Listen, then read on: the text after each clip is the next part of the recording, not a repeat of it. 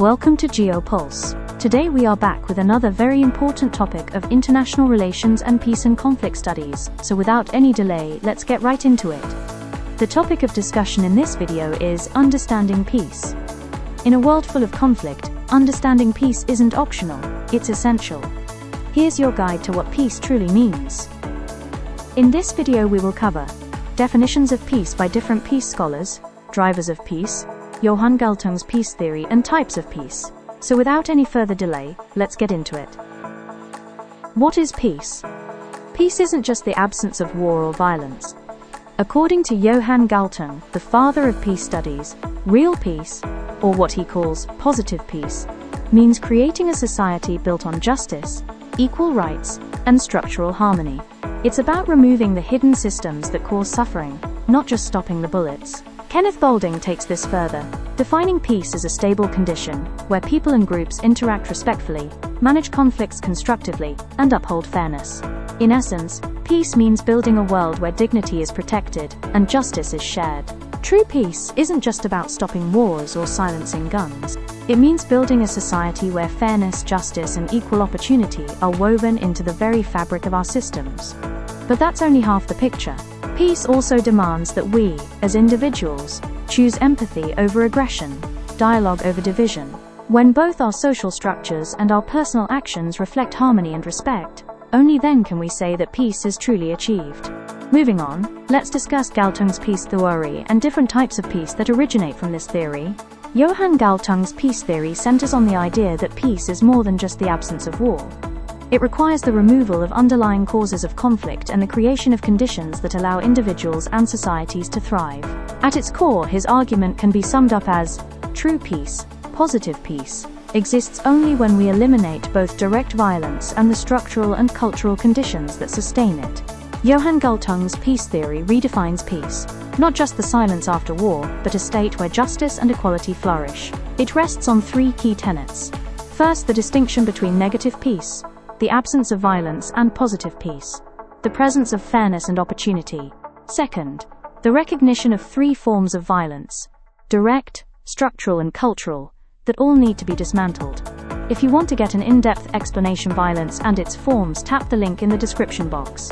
And finally, the vision of systemic peace, built on fairness, inclusion, and cooperation. Galtung's peace theory gives us two types of peace. 1. Negative peace, and 2. Positive peace. Negative peace is the absence of direct violence or armed conflict, but it leaves the root causes of tension untouched. It's the presence of order without the presence of justice. An acute example of negative peace is the relationship between the arch-rivals Pakistan and India. The negative peace exists because there is no active war, yet tensions, mistrust, and unresolved disputes persist. The violence is paused, but the path to genuine peace, built on trust and justice, remains unfinished. On the contrary, positive peace goes beyond ending violence. It's about justice, equality, and harmony. By addressing the roots of conflict through fairness, rights, trust, and meeting basic needs, it builds lasting peace grounded in inclusion and respect.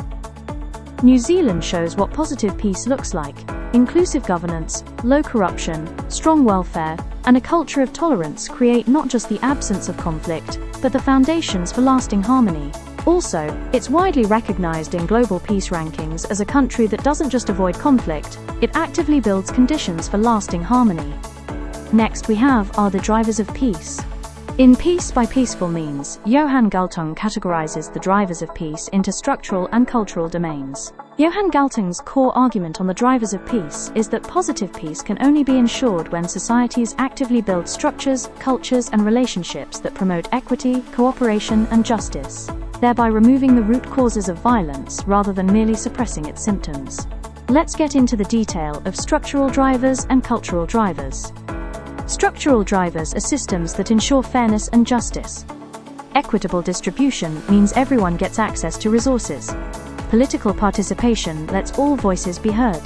Social justice and equality reduce discrimination and marginalization. Rule of law protects rights fairly. Functional institutions provide stability and trust. Similarly, cultural drivers shape mindsets that support peace. Norms of nonviolence reject aggression. Respect for diversity embraces differences. Shared narratives of peace promote unity. Peace education teaches empathy and dialogue. Social trust helps communities heal and grow. Together, these drivers create a world where peace is more than a dream.